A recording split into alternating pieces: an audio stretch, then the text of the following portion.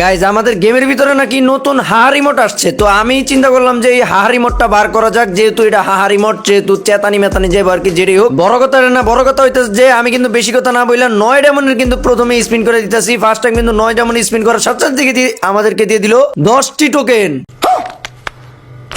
যেটাই হোক গাইজ, আতঙ্কিত হওয়ার কোনো দরকার নাই। 19,000 ডায়মন্ডে মানে আর কি 19 ডায়মন্ডে স্পিন মারার পর দেখি যে আমাদেরকে দিয়ে দিল 2টি টোকেন। তারপর আমরা 39 ডায়মন্ডে কিন্তু স্পিন মেরে দিলাম। এখন দেখি যে আমাদেরকে আমও দিল না, সালাও দিল না। তারপরে দেখি যে আমরা আবারও স্পিন মারা শুরু করে দিলাম। এখন দেখি যে স্পিন মারার সাথে সাথে আমাদেরকে দিয়ে দিল মাত্র 2টি টোকেন।